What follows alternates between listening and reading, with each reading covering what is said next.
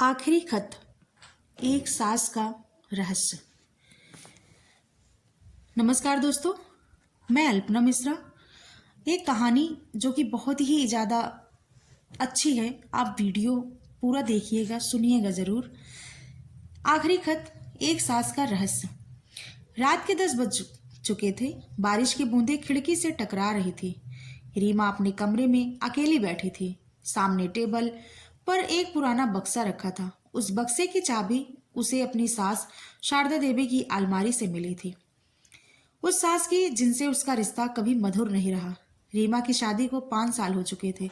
शुरू में सब ठीक था, लेकिन जैसे जैसे घर की जिम्मेदारियां बढ़ी, वैसे वैसे सास बहू के बीच एक अदृश्य दीवार खड़ी हो गई। शारदा देवी सख्त स्वभाव की थी। घर में अनुशासन, संस्कार और मर्यादा उनका नियम था।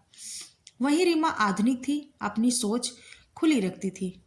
दोनों में बातें होती तो अक्सर बहस में बदल जाती, लेकिन उस रात कुछ अलग था। शारदा देवी को गुजरे हुए 1 महीना हो गया था। उनकी मृत्यु अचानक हुई थी, हार्ट अटैक से। पर रीमा के मन में हमेशा यह सवाल रहा, क्या उनकी मौत सच में प्राकृतिक थी? क्योंकि मरने से कुछ दिन पहले उन्होंने कहा था, रीमा, मेरे जाने के बाद मेरे कमरे के बक्से में मत झांकना, वरना बहुत कुछ जान जाओगी जो शायद तुम्हें रुला दे। रीमा ने उस बात को मजाक समझा, पर अब उस बक्से की चाबी रीमा ने उस बात को मजाक समझा था, पर अब उस बक्से की चाबी उसके सामने थी। उसने धीरे धीरे बक्सा खोला। अंदर एक पुराना खत था, पीला सा, धुंधला, लेकिन अक्षर साफ थे। उसके ऊपर लिखा था, मेरी प्यारी रीमा के नाम। रीमा के हाथ कांप उठे। उसने पत्र खोला। खत की शुरुआत क्या होती है? रीमा, जब तक तुम यह खत पढ़ोगी, मैं इस दुनिया में नहीं रहूंगी। शायद अब तुम मुझे एक कठोर सास समझती हो, पर मैं वैसी नहीं थी। मैंने तुम्हारे लिए बहुत कुछ छिपाया ताकि तुम सच्चाई से बची रहो। लेकिन अब वक्त है सब जानने का। रीमा की आंखें नम हो गई। उसने आगे पढ़ा, 20 साल पहले इस घर में एक और बहू आई थी, तुम्हारे पति की बड़ी भाभी सविता। वो बहुत सुंदर थी, लेकिन उसके भीतर कुछ अंधकार था। उसने घर को तोड़ने की कोशिश की, तुम्हारे ससुर के खिलाफ षड्यंत्र रचा, और एक रात अचानक गायब हो गई। सबने कहा वो मायके चली गई, पर मुझे पता था वो वापस कभी नहीं आई।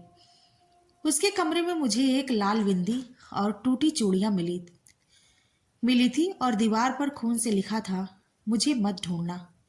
उस दिन से इस घर में अजीब अजीब घटनाएं होने लगी। कभी रात को बिंदी वाला आईना खुद ब खुद झिलमिलाता, कभी किचन में घंटियां बजती।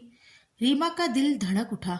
उसे याद आया, शादी के शुरुआती दिनों में भी वह रात को रसोई में कुछ आवाजें सुनती थी, पर सास ने डांट दिया था, बहू, डर का घर में कोई स्थान नहीं। खत में आगे लिखा था, रीमा, तुम्हारे आने के बाद वो सब रुक गया, शायद इसलिए कि तुमने इस घर में प्रेम लाया।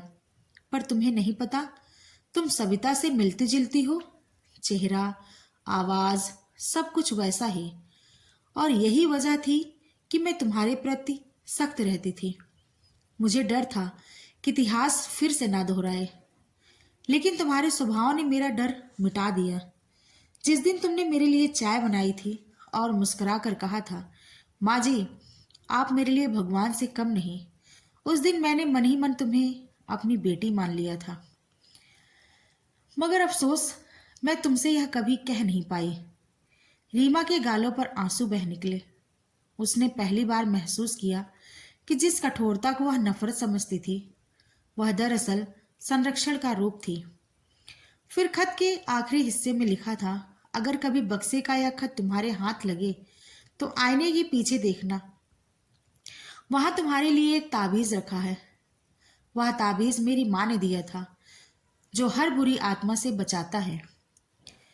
उसे अपने पास रखना, क्योंकि सविता का अधूरा प्रेम अब भी इस घर के आसपास भटकता है।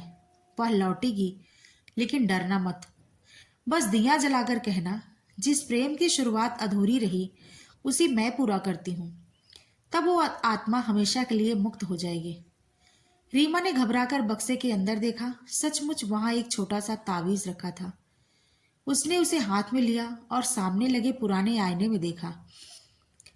बारिश की परछाई में उसे कुछ क्षणों के लिए एक चेहरा दिखाई दिया, जो बिल्कुल उसी का था, बस माथे पर लाल बिंदी थी। रीमा चौंक उठी, पर अगले ही पल उसने देखा वह चेहरा मुस्कुराया, जैसे आशीर्वाद दे रहा हो। आईना धीरे धीरे धुंधला पड़ गया। रीमा ने दिया जलाया और बुदबुदाई,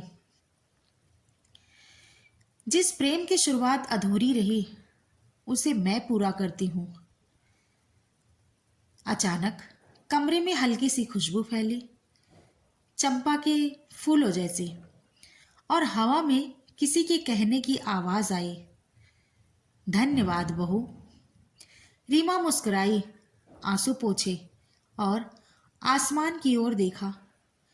बारिश थम चुकी थी और चांद निकल आया था। कभी कभी रिश्तों के पीछे जो शक्ति दिखती है वह दरअसल संरक्षण का दूसरा नाम होती है। प्रेम केवल शब्दों में नहीं बल्कि आत्मा से महसूस किया जाता है, और जब सच्चा प्रेम होता है, प्रेम सच्चा होता है, तो वह मृत्यु के बाद भी अधूरा नहीं रहता। दोस्तों, आखिरी खत कहानी आपको कैसी लगी? पूरा विश्वास है कि आपको अच्छी लगी होगी। ऐसी ही कहानियाँ सुनने के लिए चैनल से जुड़ जाइए। अच्छी लगी हो तो लाइक करिए, सब्सक्राइब करिए, और मिलेंगे अगले वीडियो में ऐसी कहानी के साथ। धन्यवाद।